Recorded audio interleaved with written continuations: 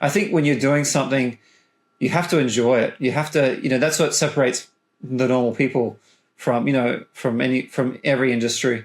The people that are really passionate are the ones that usually go far or do something more. Or, a lot of people say like, oh, slay your heroes and stuff like that. But the whole point of Hero Bitcoin is that he's just an everyday guy and he's saving the world with Bitcoin, All you have to do is hold Bitcoin to be a hero.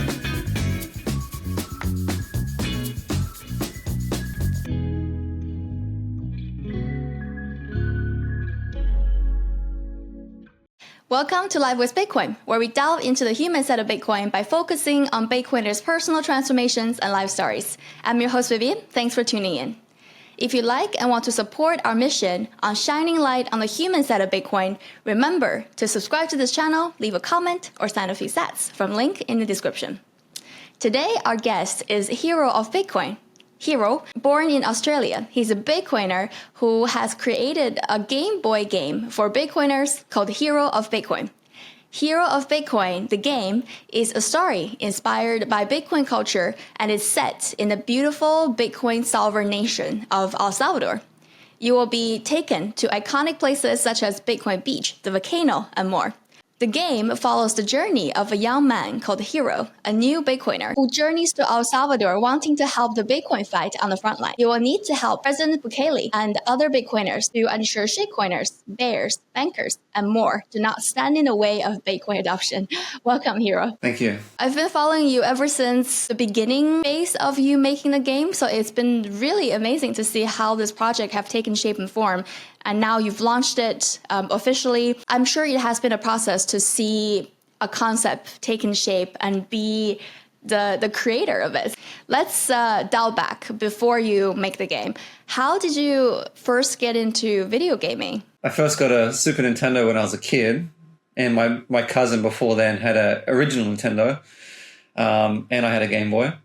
And I grew up with all the best games, all the Mario and Zelda, and yeah, I was lucky enough to get all the major consoles, and I'm now a collector of old video games and stuff. So it's my passion that I've had since I was being a kid. Yeah. What about video games that you think made you so passionate about it? I think it's just the fun. You can play with a friend, you can play by yourself, and something that makes me so passionate is that unlike other things, when you go back to play it again, you're playing it exactly how you played it as a kid. So the nostalgia is right there. It's like you've gone back in time to that moment. What's the link between gaming and Bitcoin, and how did you find yourself in the world of Bitcoin? Well, the link between the original Game Boy and Bitcoin is that it's the OG, it's the beginning for me for gaming. For me, for Bitcoin, it's the beginning of the financial system 2.0 all over again. We're starting again from the ground up. So I thought the Game Boy translated perfectly into a medium for Bitcoin, especially using pixel art. I feel like pixel art is a great medium also for Bitcoin, pixel bit, using bits. I had the chance to play the demo of Hero of Bitcoin. I don't have a Game Boy, so I played the demo on your website. The intro of Hero of Bitcoin is this ordinary guy realizing it's harder and harder to just survive, basically, in a fiat society, keeping up with his job. And I delved into some of your other interviews in the past, and you shared that the inspiration was actually yourself, and this is how you have felt pre-Bitcoin and creating the game. So could you share with us briefly what was your Bitcoin story? And before Bitcoin, how were you making sense of this reality? My Bitcoin journey, I started off, I think, similar to most people, and that's why it was just easier to base the character off myself, because I think my journey is a very similar one. I'm a millennial, so we've experienced the problems with trying to buy a house and a lot of inflation and whatnot. And I just first discovered it just through a mate at work, and he was talking about it. But I bought Bitcoin first, but I delved, like most people, into the altcoins, and after a while, you just realize it's all a scam. It's just not. You just don't feel good holding that stuff. So after a while, I discovered, Bitcoin only. Bitcoin. If I want a better future for myself and our future children, Bitcoin's the only way. Yeah. So from there, my journey went to I was just absorbing all content on YouTube. Listening to Michael Saylor, who came out a bit later, but Max Keiser and all them, Stacey Herbert, all the early adopters of Bitcoin who just shared all their content. I was absorbing it for about a year, just nonstop. Straight after work, I would just be listening to podcast after YouTube video after. Do you remember any specific one Bitcoiner that gave you the most insight and conviction? It was probably Max Keiser, because he was just so adamant on Bitcoin only. And I was like, why is there people that, I always see people go from altcoins to Bitcoin, but I never see people going from Bitcoin to, it was extremely rare. I see people go from Bitcoin back to altcoins. So I was really curious about that, and he was just so sure about himself. But it was definitely a feeling of guilt. I was feeling a guilt for a while, thinking, I've got all these altcoins, and I just feel like I'm just there to make a quick buck and dump it on people. It just I didn't feel good with myself.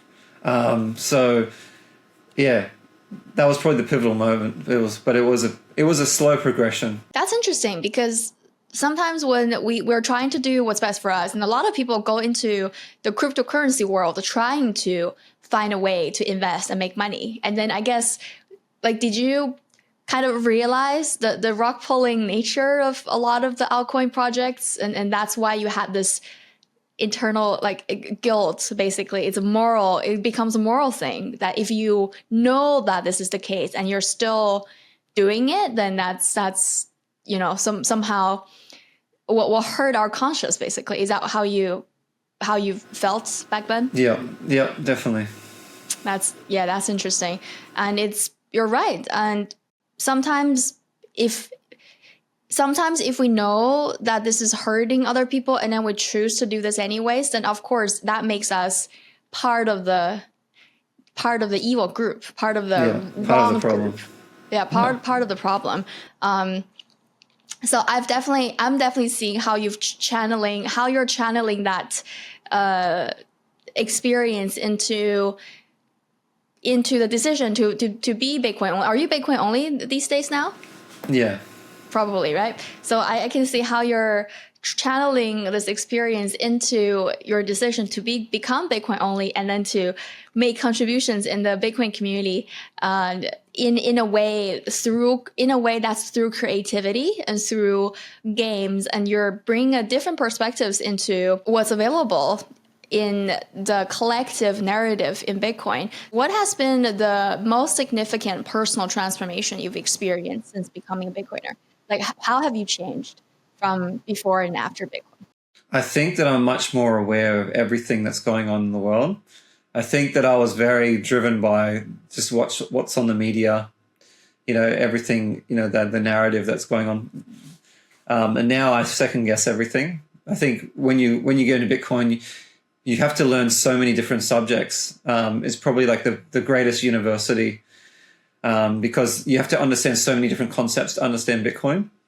So it just made me study like crazy, and I was just really interested into it. And I'm not usually that sort of person. I was never really a big study person. So I think that was my biggest change, just learning about every different concept, about money, about society, about government policies and everything. What made you want to be studious for all of these subjects that you weren't previously interested in? Well, first of all, it was probably for the money when I first came in. But then as you learn, you're there for the revolution, So that was the main driver, and that made me, I don't know, it made me feel good. It made me feel inspired.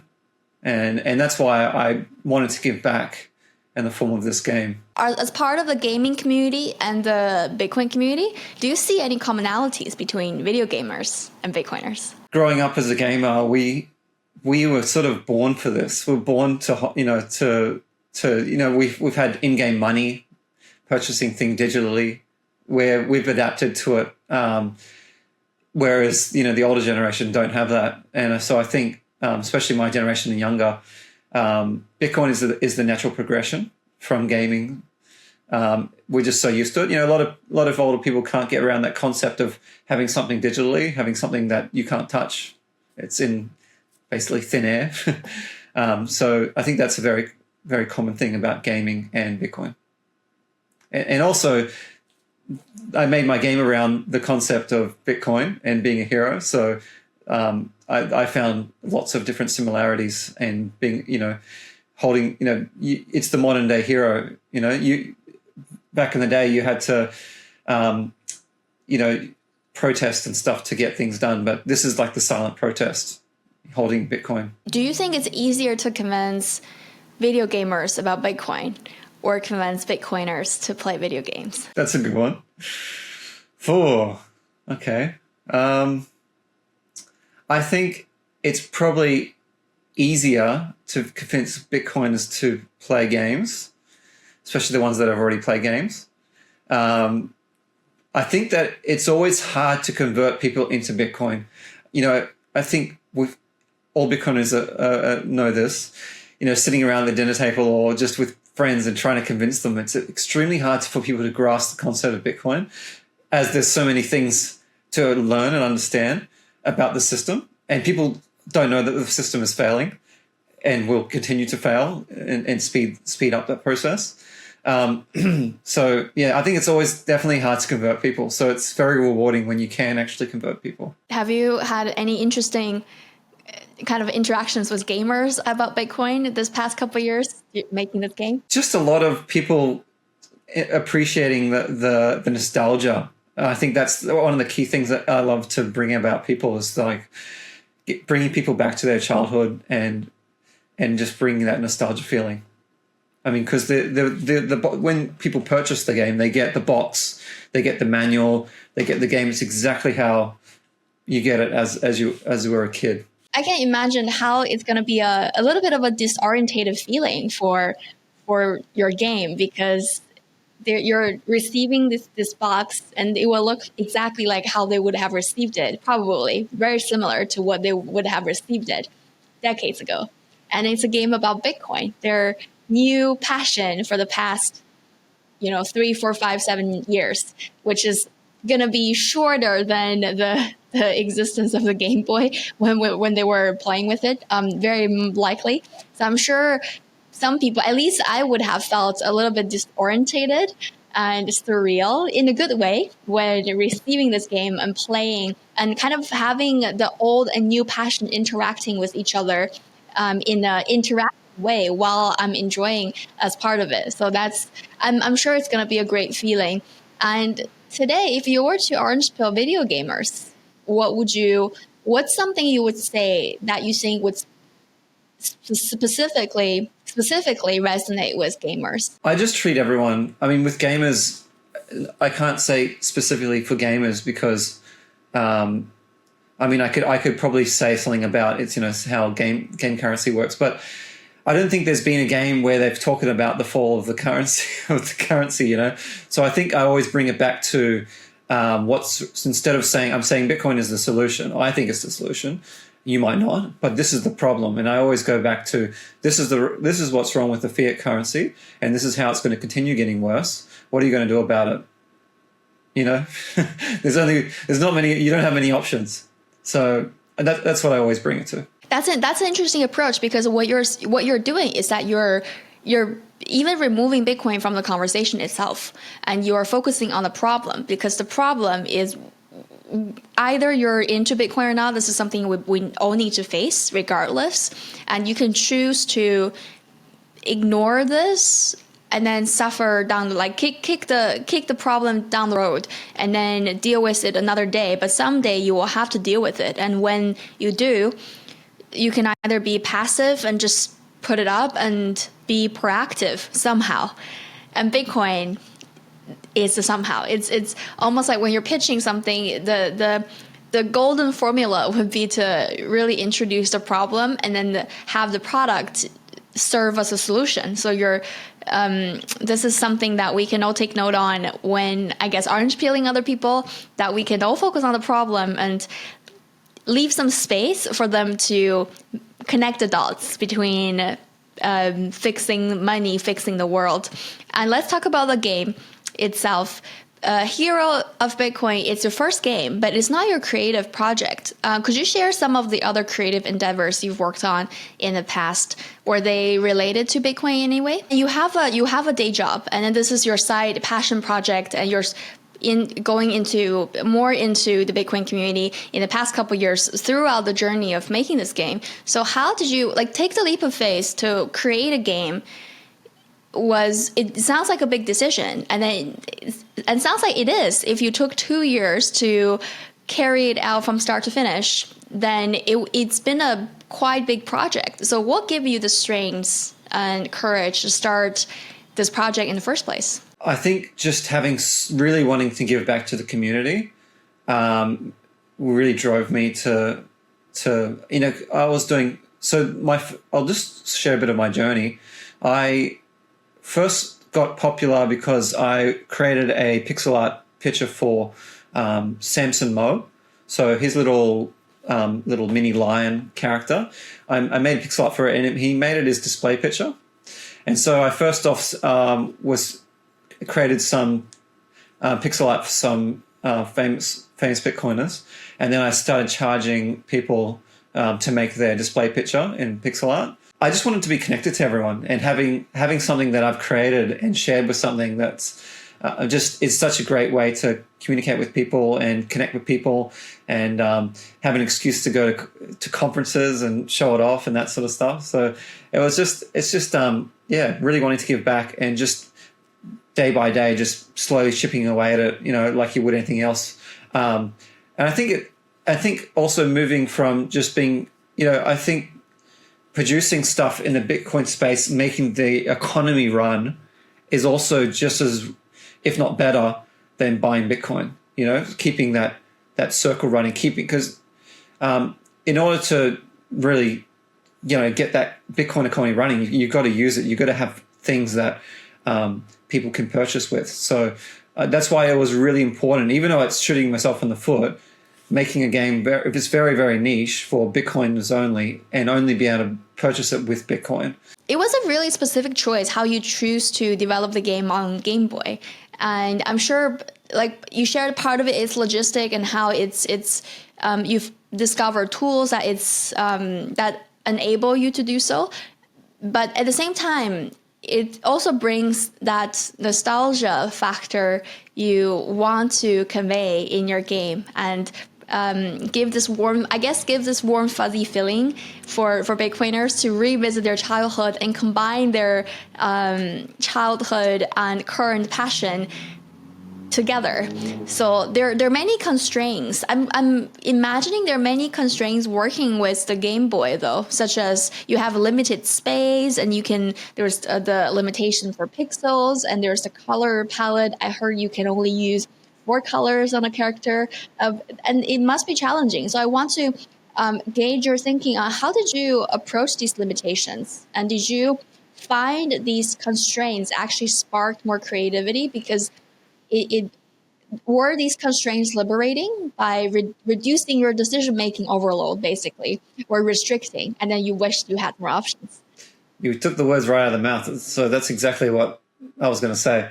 The limitations create creativity, I find if you look at the early games to now, they're creative, but when you have a limit of what you can achieve, you've got to put your all into that small box. So those limitations have been sort of a blessing as well, because it saves me a lot of time. Instead of me making a huge pixel art character, which would take forever to do pixelating each frame, I only have to worry about a very small character. Same as the backgrounds. You have a limited amount of tiles you can use in a scene. So unique tiles. So you have to be careful. How am I going to make this background with the least amount of tiles and still keeping it engaging and whatnot? So it's fun. It's sort of a puzzle you got to do in your head. It's been really, really fun. Do you find constraints working for creativity in general, or just in this specific case? Because I'm sure, I can share this. I can share this thought, because when you get into a platform, especially anything, like I'm not a technical person. I'm a musician, so when I'm recently trying to produce it properly on softwares where you can choose the sounds, and then you have libraries of these sounds, and I find myself going through these sounds on hours count, because there's always the next one, and then you always want to go through the whole thing to see if there's a better one that suits the specific second. So you end up going kind of pigeonhole yourself and get into details and forget about the bigger picture, and then just get sucked into these just endless creative decisions, basically. So what would you suggest people who are working on creative projects to perhaps even introduce constraints in their creative process? Well, there's if you go to a restaurant and there's a menu and you see 100 things on the menu, it doesn't really help, does it? It's better to have 5 really good choices. Having a constraint or having a theme to your work is always great for creativity. It makes you think outside the box and think of something unique. Keep making constraints allows you to have a more creative, very unique touch to your work, So keeping in the limitations of, me for Bitcoin only, Gameboy. I always tried to be, whenever I tried to think of something to do for Bitcoin, I always thought, how can I be first? That everything's been created by people, but Bitcoin's a new frontier.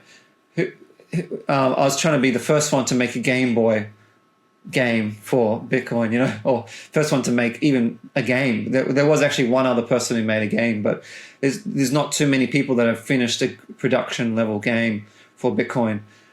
Just very small games, but I mean like a story-based one, So being first is very important. And having your unique touch on something. Otherwise, what makes you different from everyone else, How important do you think being the first one is? Because sometimes I hear my Bitcoin friends saying, oh, I want to start a podcast, but there are a million Bitcoin podcasts. Oh, I want to start a Bitcoin sticker company, but there are 1,000 Bitcoin sticker companies. How do you suggest people mitigate from kind of get started even if they are facing competition, or if there's a way somehow that you can suggest they can find something that they're doing for the first time? Well, it's like you have a very specific theme to your podcast. So having a unique touch, even though there's thousands of them out there, what makes you different? What makes people want to come back and watch you that other than someone else? So you might not be as skilled as some other people, but if you have a certain theme or something that really resonates with people, then I think people will come back and follow you. And you've adapted the approach where you're crowdfunding through platforms like Geyser, and you're getting quite some success. What was your experience working with crowdfunding in Bitcoin? I can't recommend Geyser fun enough. It's an absolutely amazing platform. I mean, I probably could have used Kickstarter or whatever, but I really wanted to focus everything on Bitcoin. And I think Geyser does such a good job. Whenever I wanted to have something implemented, they would just do it straight away, and they're constantly updating the website. Was there any given moment where you were thinking about quitting? So there was a time.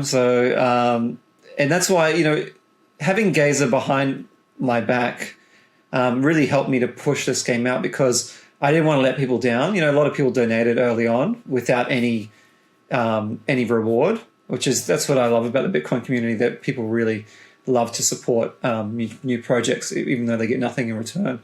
And so that really drove me. I went through a really hard time at one point in development. About halfway through, I actually had psychosis. So I literally started to go crazy, and I ended up having to go to the emergency department twice for that. And I thought that I wouldn't be able to work on the game again. And but I kept going at it, and I had a big break from the game. And eventually, when I got better, mentally better, I pushed back on.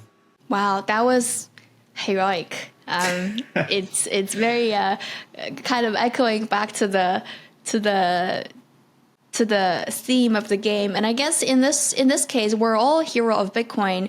We're all heroes of our own reality. And that's actually the theme of the game. The whole point, and that's what people get confused. People, a lot of people say like, "Oh, slay your heroes" and stuff like that. But the whole point of Hero Bitcoin is that he's just an everyday guy, and he's saving the world with Bitcoin. All you have to do is hold Bitcoin to be a hero. Totally. It seems like you've definitely have been the hero in your own life and be the push through a lot of the difficulties. So what were Geyser, the people in your community through Geyser or other channels definitely played a huge factor in helping you overcoming this tough period. What are some of the other factors that you think have contributed to you pushing it through and really delivering on the vision? Well, I have a person who works with me called Mars, and he's the one that actually created the. I got it here. He's helping me create these things, so he's been putting them. I've been doing the artwork, and he's been putting these together, the custom Gameboys and other merch.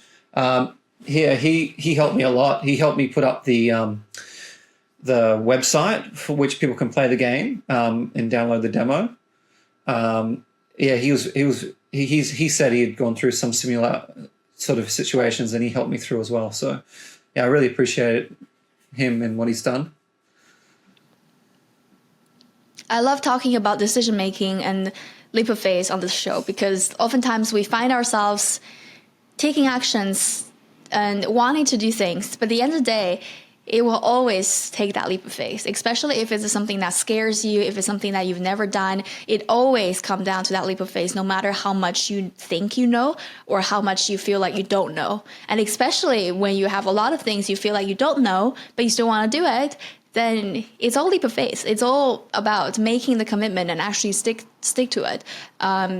In your case, in the extremely difficult times or challenging periods, what was the moment? Like, what would you think momentarily to motivate yourself, sit down at the table and work on the game when you were, because it's really hard to break out of a difficult mental state of mind and then have that internal motivation and say, hey, I'm going to do something right now.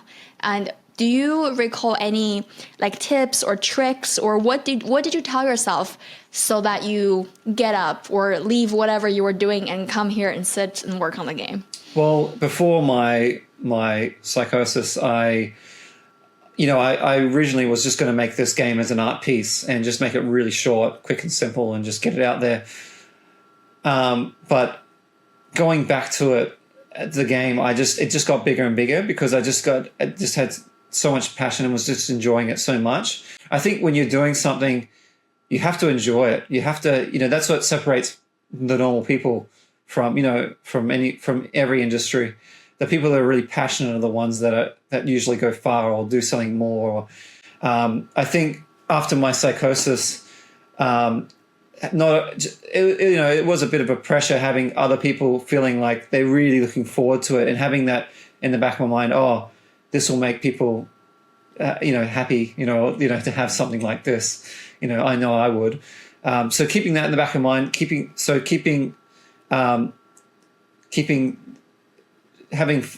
that drive was probably my biggest factor. Having people relying on wanting to have the game and just that me wanting to finish the game myself and having something under my belt that I could say I finished it. Yeah. Do you think you were driven at the time? Were you driven more by the motivation provided from your community or the fear of letting them down? Oh, at the time, I think it's very equal, both. I didn't want to let people down, but I also, both. I can relate to that. And sometimes when we don't have the mental strength just to say, I'm doing this for myself, for whatever reason, we've all been there. But if we get other people to involve and they know what we're doing and they're looking forward to it, then part of us would be like, oh, I really want to make this for them. Like, I really want to make this happen for them because they are so excited and they want to do this for them.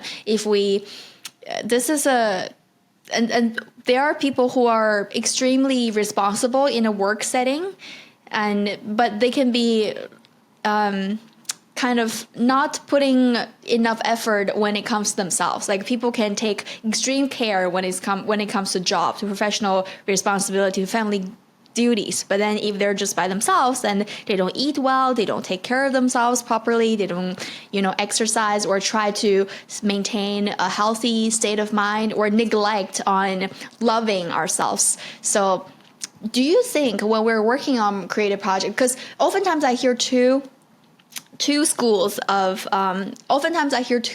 arguments when working on creative projects. One school is that you should not tell people what you're working on until it's done, and then you can show that, because when you tell people what you're doing, you are releasing dopamine, and then you will trick your brain thinking that you've already done that, and then that would basically reduce your motivation and reduce the chance of you actually doing that thing. But then on the flip side, in your story, I'm sensing a great influence from your community and how that has helped you getting the required motivation to finish this game. And the flip side here is to broadcast it and really embrace it and share with people, or you don't. Accept that it's not perfect and be vocal about what you're working on. So which side are you on when people creating creative projects?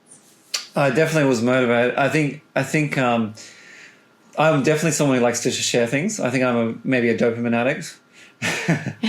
But but it's definitely what actually probably pushed me to finish the game. If I didn't have Geyser and having that behind me, it definitely was something I was continuously thinking about, like not letting people down, having Geyser.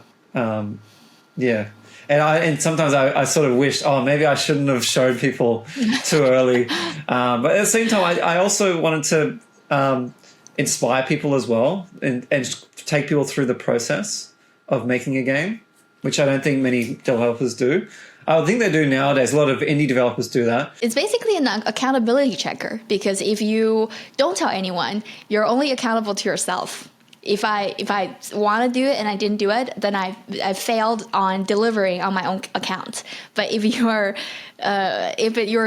broadcasting the news and you're receiving donations and you're building a community who are people who are genuinely looking forward to partake in this journey, then we are accountable to way more people to really deliver. So I'm sure your experience here with Geyser and then the whole journey can inspire people to really start building a community and then have the community support them while they deliver on the mission. Creating a game like this, like Hero of Bitcoin, requires significant dedication, and you've spent the past couple years working on the game, finally seeing the finish line.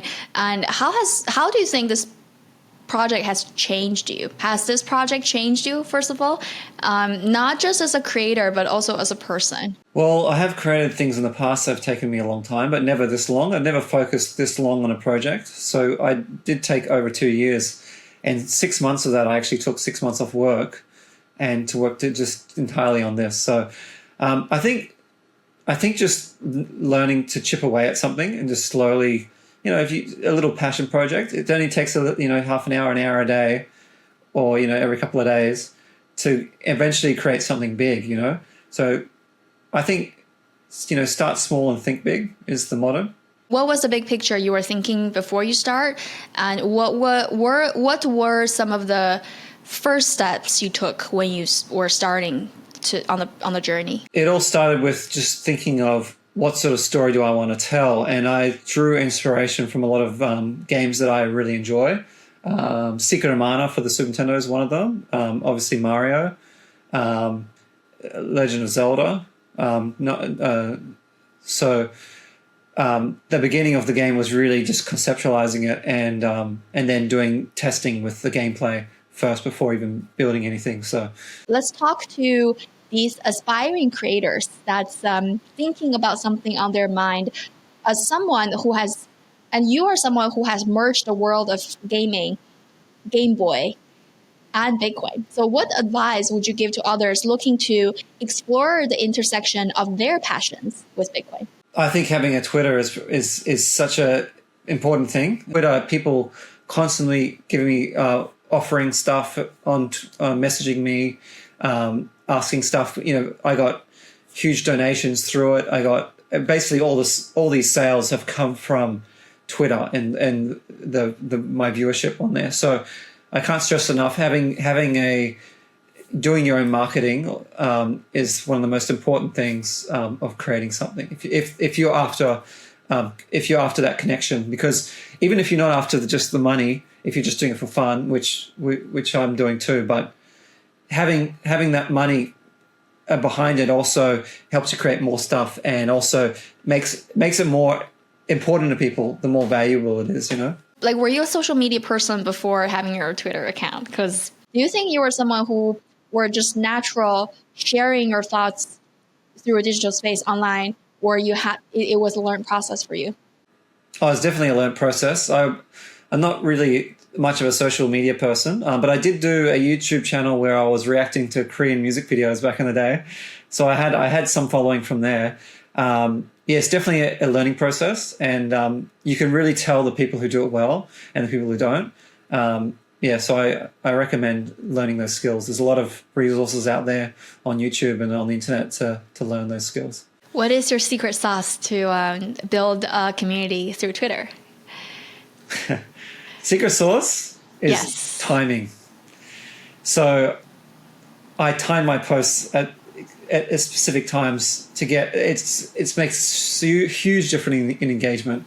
For me, it's always based on the US time. It's always in mornings and in the mornings and then after work. I always find the best times to post and content and always trying to post consistently, once or twice a day. It seems like the Geyser community and how the platform is set up really helped you, not only financially, but also gave you a lot of mental boost to really carry through this whole journey. So besides the tremendous support you received from the Geyser community, how do you suggest creators to utilize platforms like Geyser or crowdfunding in Bitcoin in general to bring their vision to light? And what are some of the, successful practice you've implemented that has helped this project?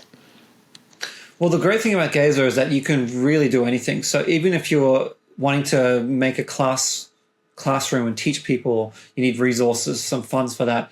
You literally can do anything. And you don't even have to have rewards for them. You can just have it. Some people just want to donate just for the sake of it. There's even fundraisers and stuff for the Palestine and stuff for food and water and all that going on out there.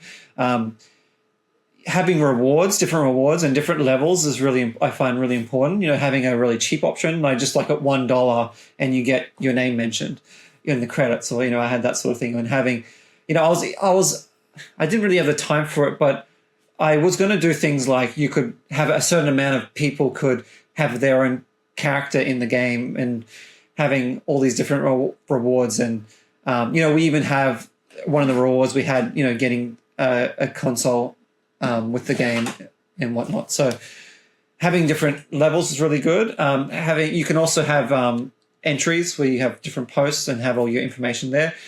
Just the fact that you have a place all in one, a website where you're not, even though you pay a little bit on fees for people who purchase stuff to the team, which is totally worth it. You've got a full website there for you. It's just so easy to use. Can't recommend it enough for anyone who wants to start something. Turn from a consumer into a producer. Totally, totally. And do you think the fact that you offered physical product made a difference? Definitely. I didn't want to go down the rabbit hole of NFTs and all that sort of stuff. I wanted to, even though this game will eventually be released digitally for free, I really wanted to have people have a physical thing they could, because Bitcoiners love to collect. They love to put things, like I'm a big collector. So for me, it was something that I also enjoy. So I thought other people would as well. From a business standpoint, because when we are creators and we think creators are just creating and they're just being creative, and that's not the case. And oftentimes if you are the solopreneur working on a creative project, it means a lot of the time actually goes to admin, goes to logistics, goes to figuring out problems that are not creativity related. So would you say, like, how in the 2 years of developing this game, at this stage, how would you say your time was divided? So if you have to put a percentage on, let's say, X percentage on developing the game, like the technical side, and make it work, versus admin, logistics, marketing, how would you distribute that percentage for you? That's an interesting way to think about it. Well, the game was definitely the most. It took me forever, but I'm such of a social media person, so now, so I spent a lot of time on media. Probably advertising would be like maybe 30%, game would be like 60%, and then logistics would be 10%.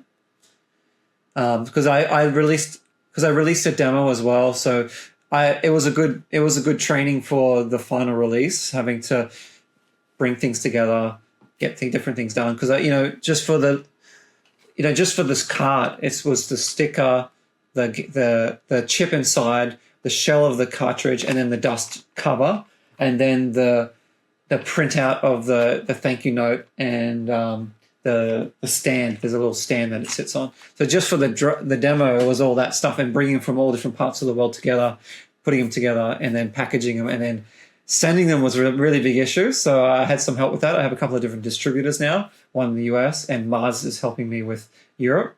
So, and then on top of that, with the final release, you've then got on top of all that, you have the manual, the box, and the clear cover and the insert. So there's like 10 things there. Just, you don't think about it. It looks like, when people get it, it's just one thing, but 10 different things put together into one. It's always like that. When you're on the consumer side, you don't overthink it. You see the product, you think that's what it is. But sometimes when the tables turn and you're on the other side of the equation, then things complicate itself by the day, and then you realize. And then I guess I've had a lot more appreciation for a lot of the things when I started to be on the organizing side, on the producing side. So it just goes to show sometimes, but at the same time, when we are looking to create something, we cannot overthink it. And if we think, oh, there's so much more if I become the creator of something, then people can get scared. The key here is just focus on the vision, and I guess start small. And then what was the first few steps after you've decided that I'm going to make this game? What was the first few things that you did to get started? The first few things was to think of an idea or concept for the game. And then it was really beta testing the gameplay. So the jumping mechanics, there's different type of mechanics that are used in Mario that people don't even realize. Like there's one, for example, when you run over an edge of a platform, there's a time when you jump that you're allowed to jump, whether you fall off and still allowed to jump, or you can only jump on the platform. So people didn't know this, but the main difference why some Marios feel better than others is because they've allowed for it. It actually allows it for when they fall off a little bit, they can jump. It's in your brain, because your brain has a delayed reaction. It feels natural, but it's something you totally don't notice unless you delve into those sort of things. What is next for you? Now you've finished the development of the game, and are you looking to, what is your vision at this stage for the future of Hero of Bitcoin? I've been working with Mars to do merch, and we're looking at producing some console, but that's still in the works. We're still discussing that sort of stuff. Right now, the most silly thing is to get the game out there, but I've actually started working on the second game. So I don't know if I'm going to be able to finish this second game, but I'm going to do my best because second game is much more ambitious. It runs just like it's working just like Zelda, but it's got a world map, so there'll be vehicles and stuff like that. So you'll be able to run around, attack enemies, and you'll be able to travel the world. With the endless side quests? Yes, it's that sort of stuff. So Hero Bitcoin 1 is very linear, and that makes it much easier to produce because you can control the narratives directly. Whereas in this next game, I want to make it so you can go wherever you want. And I'm still tossing up between ideas and stuff, but I was thinking of a concept where every city you go to is run down in a certain way because of the currency. And you somehow you save that country with Bitcoin by in some way. Yeah. So. Wow, you're really getting ambitious here. I've never played the Zelda game, but I've heard so much good things about it. And I heard there's two different types of Zelda games. There's the 3D one and there's 2D one. The 2D one's like top view, looking down, and you can go into houses and you can explore, and you use a sword to attack and whatnot. I heard it's a game that you can really get lost in and just choose your way of playing it. Either focus on the main challenges or just go on endless side quests. So it sounds like a really fun and educational as well, and also ambitious project. But I guess you already know what to do. It's to sign up on Geyser already. Yes. Well, this time I haven't put up on Geyser yet. I'm going to wait a while this time before I do that and fully commit. So for now, it's just a passion project, and we'll see where it takes me. For sure, and looking forward to hearing more updates on this. And how do our audience stay close to your work? Follow me on Hero Bitcoin on Twitter is the best way. I also have an Instagram as well, which it's much easier to see all the images and stuff and graphics that I'm sharing. Amazing. Thank you, Hero, for taking the time to join us today at Live with Bitcoin. I'm very impressed with your progress in the past year and a half since I've been following you and working on this game to this degree. And I didn't know you've had such amazing experience with Geyser. So that was really good to know. And I'm sure your story will inspire people who are in the middle of a creative project, either in or out of Bitcoin, who are who are kind of just sitting on the bench, having some sort of idea, contemplating, getting to the point where they can commit to start working, showing the proof of work consistently. It's almost like you have to have the faith, and then followed by courage, followed by strength, followed by consistency, and then repeat that process so you really get the ground up in whatever you want to achieve in life in many different areas. And it seems like you're someone who embodied this approach and have really bring a lot of the interesting aspect of Gameboy, Bitcoin, and video games in general into the global Bitcoin narrative. So really happy for your progress and updates, and super excited to see what you pull up next. Thank you, and thank you for inviting me on. You're very thorough. I enjoyed this conversation. I had a lot of questions that I've never received before, so it's been great talking to you. Nice. Thank you so much. And I love asking people questions that I've never received. So that's mission accomplished here. Thanks a lot for taking the time to join. This is Live with Bitcoin. Thank you for tuning in. I'm your host, Vivian, and we'll see you in the next episode.